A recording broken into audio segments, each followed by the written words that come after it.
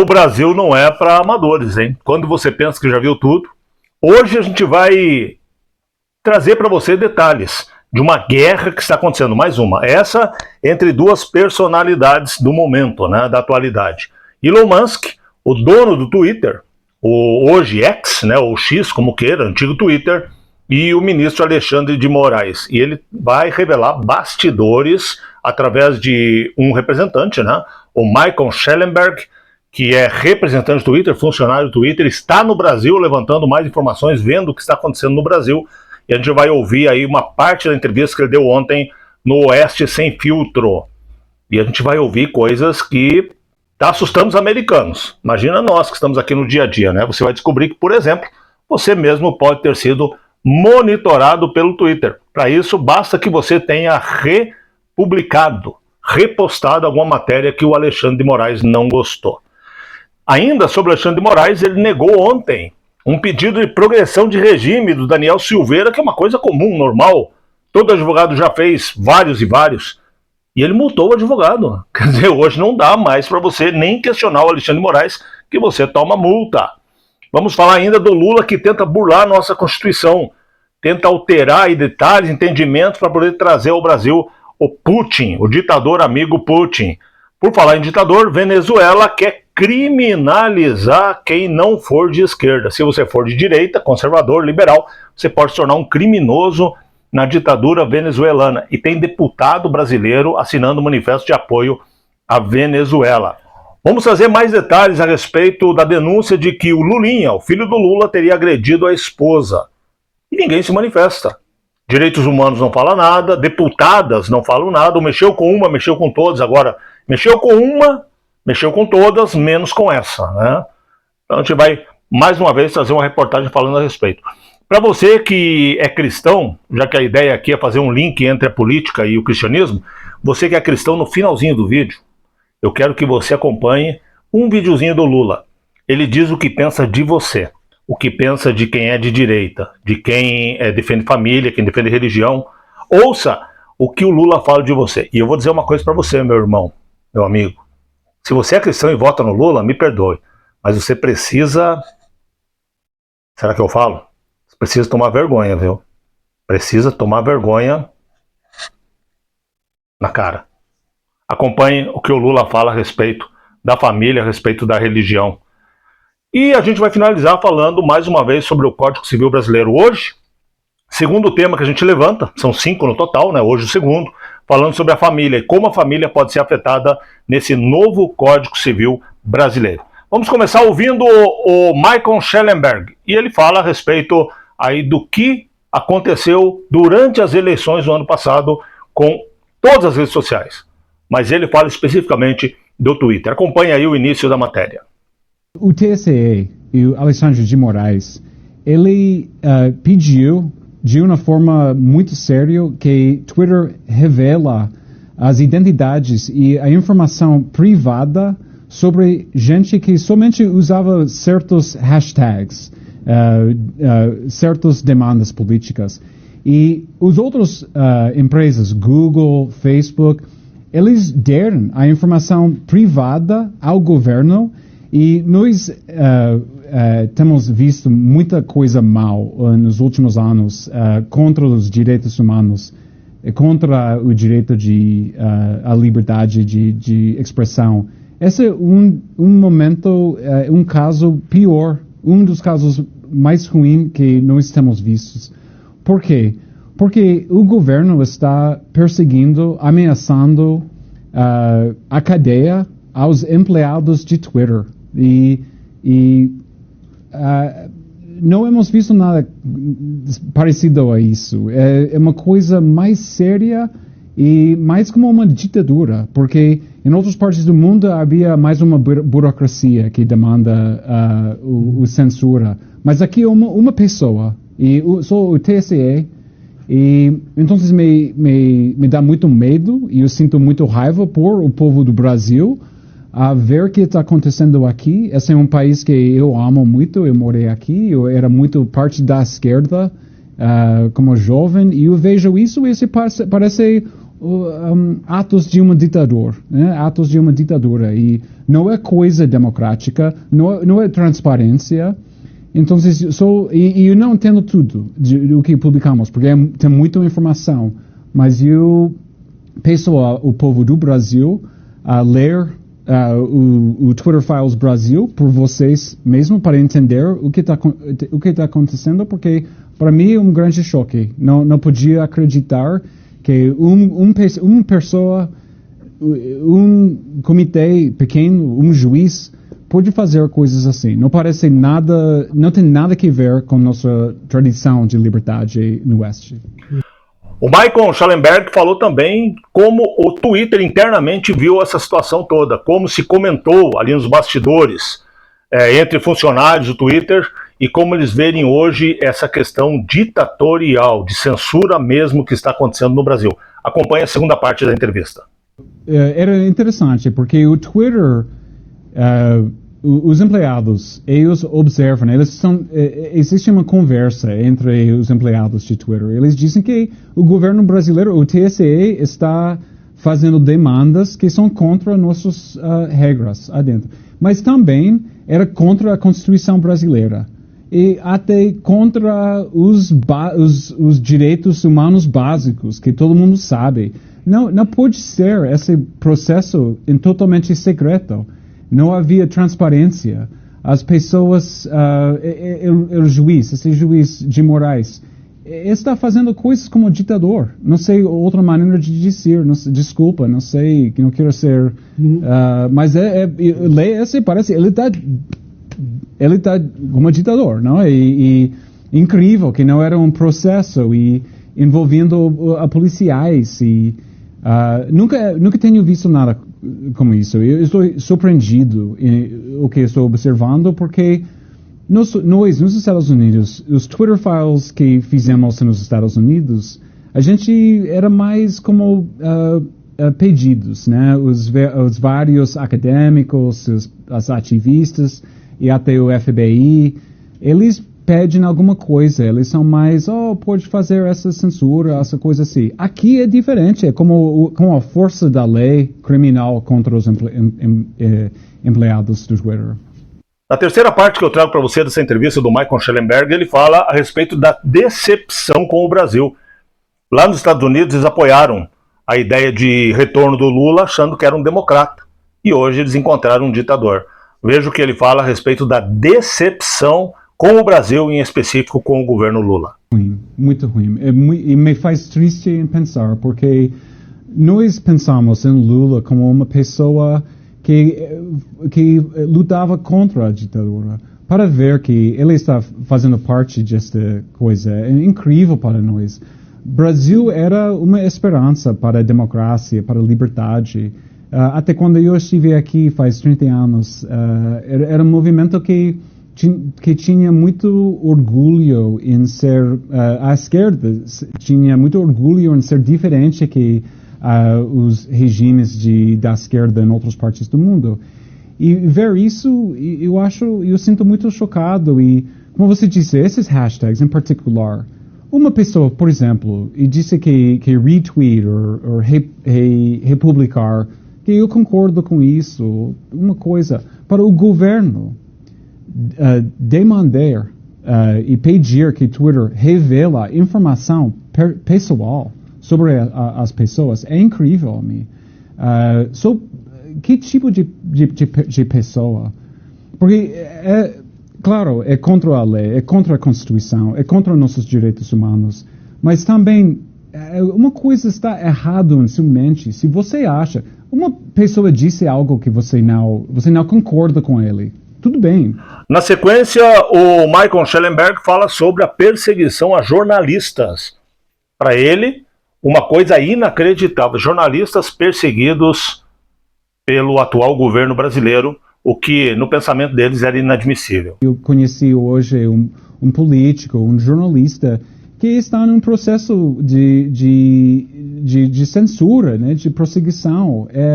Eu quase não acredito, né? Eu sei que a Ana Paula também, numa perseguição, eu quase não entendo essa coisa que era possível no Brasil. Quando eu cheguei no Brasil, faz 30 anos, era muito orgulho sobre a Constituição. A Constituição era muito progressista, era muito liberal. Mas não é. É óbvio agora que a Constituição brasileira tem problemas muito sérios e não deve ser tão fácil calar outras pessoas. Não deve ser tão fácil perseguir criminalmente jornalistas ou executivas de companhias de mídia social. Na última parte, aqui da entrevista do Michael Schallenberg, ele fala a respeito da necessidade do debate. Esse pedacinho aqui é curtinho, só para a gente encerrar. Ele fala, por exemplo, uma coisa que me chamou muita atenção.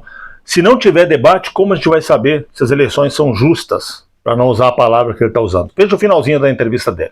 O número exatamente não sei, mas eu sei que eram muitos, não era como dezenas, era milhares, né, de pessoas. Então, porque era uma campanha eleitoral. Então, e uma coisa que também eu queria dizer era que existe um debate sobre se as eleições são justas ou não justas, se era erros ou problemas. Este debate existe nos Estados Unidos.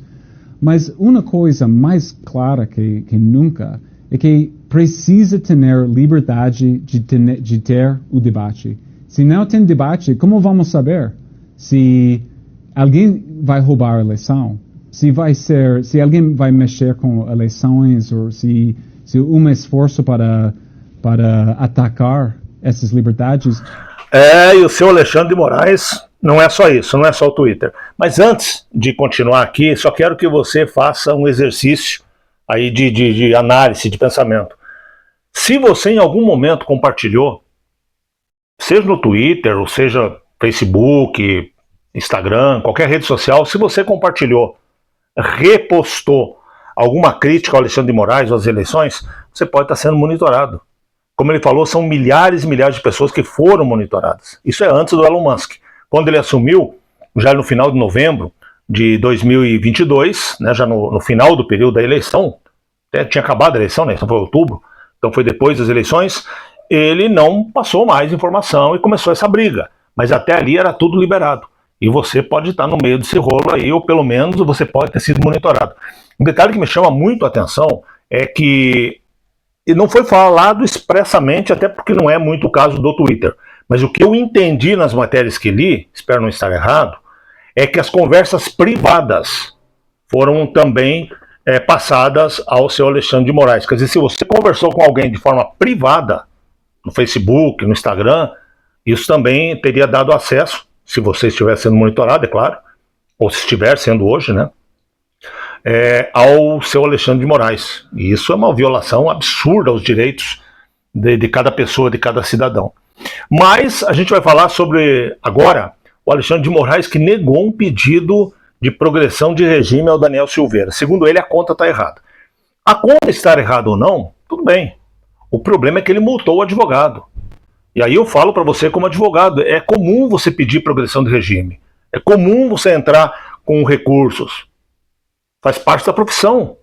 Mas quando você é multado, porque o teu entendimento é de uma forma e o entendimento do juiz do caso é de outra forma, você leva uma multa, é como se estivesse proibindo você de recorrer, proibindo você de defender o teu cliente. E isso é muito sério, porque hoje é com o Daniel Silveira. E eu deixo claro aqui que eu vou usar uma palavra aqui, não gosto de medir palavras, eu acho o Daniel Silveira um tremendo boçal. Não é porque ele é de direita que o que ele falou para mim tem algum valor. Não que não seja verdade o que ele disse, mas a maneira que ele disse, a maneira que ele se comportou, eu acho terrível, tá? De um mau gosto absurdo. Só que isso aconteceu com ele e amanhã vai acontecer comigo, vai acontecer com você. Como agora o advogado não pode recorrer, como o advogado não pode pedir uma progressão de regime, o PL foi multado, 22 milhões. Agora o advogado foi multado em 2 mil, mas foi multado. Me parece um recado para a advocacia. E nós temos uma OAB, infelizmente, que é serviçal. Aí, como eles mesmos falam, Flávio Dino falou que o exército é subalterno, palavras do Dino, o exército é subalterno, está aqui para cumprir ordens. A OAB, infelizmente, hoje também é subalterna. Infelizmente. Faço parte, é duro falar, mas infelizmente é assim. Lula tenta criar uma interpretação diferente em relação ao Tribunal Penal Internacional. Tem uma ordem de prisão contra o Putin. E os países que são signatários, que fazem parte, são membros, não podem receber o Putin, e se receber tem que prender. E o Brasil apesar da Rússia não ser. Então, se o Putin vier ao Brasil, o Lula teria que mandar prender o Putin e entregar ele aí para o Tribunal Penal Internacional. Você acha que o Lula vai fazer isso? Mas o Lula quer receber o Putin aqui no Brasil. Então, o que ele está fazendo agora, nos bastidores? Ele está tentando mudar o entendimento e falar, não, mas veja bem, o Brasil é signatário, mas a Rússia não é. Então, não vale isso aí em relação à Rússia. E aí está essa discussão. Ele está tentando, nos bastidores, achar um jeito de trazer o Putin para cá, nessa reunião que vai ter aí sobre o clima, né? E ele não quer que prenda o Putin, um amiguinho dele. Já pensou trazer o Putin e ele ser preso aqui no Brasil? O Lula é capaz de cortar o outro dedinho, né? O Nicolás Maduro, outro amigo do Lula, agora dá para falar que ele é amigo do Lula, né? Lá na Venezuela ele está tentando emplacar uma lei que criminaliza quem for de direita. Isso mesmo, criminaliza todo conservador e todo liberal. Então, obrigatoriamente, os tem que ser de esquerda. Já não pode ter adversário, ele concorre sozinho. E agora você também não pode ter outra ideologia política que não seja dele. E quando eu digo para você que o Brasil caminha para isso, muitas vezes pode pensar que é exagero. Olha só, deputados do PT assinam carta que apoiam, junto com movimentos sociais, né? É isso que diz aqui a manchete. Ó. Deputados do PT assinam carta de movimentos sociais a favor das eleições na Venezuela, apoio à Venezuela. E o pacote é todo um só. Eleição, eu que concorro comigo mesmo, não tenho adversário, e agora também não quer ter outro segmento, outro espectro político, no caso a direita lá na Venezuela. É a situação que a Venezuela está vivendo e é a situação que estão tentando trazer para o Brasil. Por falar em deputado do PT, a PGR pediu ao STF que o Quaquá, aquele deputado que deu um tapa no rosto de outro deputado, que é um pastor evangélico, que estava tentando acalmar uma situação, não tinha nada a ver com a história, tomou um tapa no rosto, chorou na tribuna, não revidou e falou que fez isso porque é o que ele aprendeu dentro do cristianismo, virou motivo de gozação dentro da esquerda. Quaquá falou, eu bato mesmo, comigo é assim. Não se desculpou, agora a PGR pede que ele seja investigado. Vai para o STF. O que você acha que vai acontecer? Escreve para mim aí nos comentários o que vai acontecer com o Quaquá. Se aposta na cassação ou não. A gente vai acompanhar aqui, vamos ver o que acontece. Ainda está tomando conta das redes sociais a questão do Lulinha. O filho do Lula que bateu na ex-esposa, que ameaçou, vou contar para o papai se você falar mal de mim, o papai vai acabar com você. Usou o fato de ser filho do Lula para ameaçar. Tortura psicológica, também agressão física, e está fervendo. Olha só essa matéria aqui, esse vídeo está rodando, é um vídeo do Metrópole, e ele traz aí detalhes de como está essa situação. Companheira acusa filho de Lula, o Lulinha, de agressão física e psicológica. Acompanhe comigo o vídeo. Companheira acusa filho mais novo de Lula de agressões físicas e psicológicas. Ela diz que levou uma cotovelada na barriga. Luiz Cláudio Lula da Silva é acusado de agressão por médica, com quem se relacionou por 2 anos. É a acusação da médica contra o filho caçula do presidente Lula, que tem 39 anos. A vítima registrou um boletim eletrônico contra Luiz Cláudio nesta terça-feira na Delegacia da Mulher de São Paulo. Na sequência, ela prestou depoimento por videoconferência. No boletim de ocorrência obtido pelo Metrópolis, a mulher de 29 anos afirma que sofreu agressões psicológicas e também agressões físicas e que ela, inclusive, está fora do trabalho, não está trabalhando por conta dessas agressões. A polícia, então, ela conta que já foi afastada do trabalho por 1 mês devido ao trauma causado pelas agressões. No registro do boletim de ocorrência, ela diz que o filho de Lula manteve relações sexuais com outras pessoas de forma desprotegida e acabava vindo atrás dela ela acabava pedindo que ele ficasse distante. Ela afirma que tem sido manipulada e ameaçada para não denunciar essas ameaças. Isso porque, de acordo com ele é filho do presidente da República e teria condição de acabar com qualquer investigação e de qualquer inquérito contra ele mesmo. É o amor só da porta para fora, né? Dentro de casa, não, esse povo do amor aí não tem tanto amor assim. Amor da boca para fora. Gente, cristão não vota na esquerda. Me perdoe, tem muita gente brava comigo, que escreve nos comentários aí, mas se você é cristão, meu irmão, e fala que vota na esquerda, você não tem noção do que é o cristianismo. Eu não estou dizendo que você não é cristão, Mas estou dizendo que você não tem conhecimento nenhum do que é o cristianismo. Como é que você vai apoiar uma ideologia nefasta, absurda? Minha opinião, tá? Direito está na Constituição, eu tenho direito de falar isso. Uma ideologia diabólica, totalmente contra a Bíblia. Como é que você apoia isso? Ah, mas não é verdade isso? Não é? Veja esse vídeo do Lula. Videozinho que eu encontrei aí, ele não é novo, provavelmente você já viu, mas veja esse videozinho do Lula, onde ele fala o que ele pensa de quem acredita na Bíblia, na família. Acompanhe comigo. Então qual é o discurso da direita no mundo inteiro? Pátria amada, costumes e religião. Então o que é que nós temos que construir? Isso eu tenho inclusive feito proposta, falei com o chanceler Olaf Scholz, falei com o Macron e vou falar com todos os líderes. Os setores progressistas e democráticos da sociedade precisam se preparar para construir uma narrativa para desmontar esse discurso atrasado, xenófobo, um discurso que não leva a nada. E essa pauta da família, a pauta dos valores, é uma coisa muito atrasada. Nojento isso, né? Ah, que coisa, hein? Mas é o presidente que nós temos no Brasil. E, infelizmente, é o presidente que tem o voto de muita gente que se diz cristão. E eu repito aqui, não estou falando se diz cristão no sentido de diminuir a fé de ninguém. Eu estou falando apenas se diz cristão por falta, na minha opinião, de conhecimento do que é o cristianismo. Gente, o novo Código Civil, vou colocar ele em tela cheia para você acompanhar. O novo Código Civil propõe mudanças sérias no Código Civil brasileiro. Que o Código Civil, para você que não é da área, o Código Civil ele rege a relação de ser humano, de pessoa, desde quando você nasce até depois da tua morte. Então, desde o teu direito como nascituro, né, quando ainda você é um bebê lá de dias no ventre da tua mãe, até mesmo a herança que você deixa depois que você morre. Tudo é regido pelo Código Civil. E ele está sendo mudado. E a família está sendo destruída, atacada. Ontem nós falamos a respeito do aborto, que numa situação bem tranquila, assim, calminha, estão dizendo que não tem nada a ver, mas estão mudando nesse momento que está escrito na lei para depois mudar a interpretação e liberar o aborto. Isso não é só no Brasil, isso está acontecendo no mundo inteiro. Agora a gente vai falar a respeito da família. O que o novo Código Civil propõe em relação à família? Acompanhe comigo aí as mudanças em tela cheia para você poder ir lendo enquanto eu falo. Como ficaria o novo Código Civil nesse capítulo que fala da família? Perderá, olha só, em relação aos filhos, ao direito teu de ter os teus filhos com você sob o teu domínio. Perderá por ato judicial o poder familiar o pai ou a mãe que submeter o filho a qualquer tipo de violência de modo a comprometer sua integridade física, moral e psíquica. Por que isso aqui é arriscado? Porque ele muda uma gama bem maior de possibilidades de você perder a guarda do teu filho em relação ao que é hoje. Olha só, qual é o risco?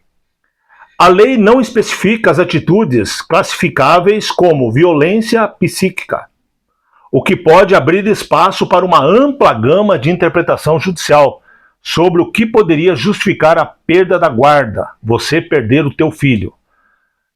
Pode parecer para você que isso está longe de acontecer, mas não está.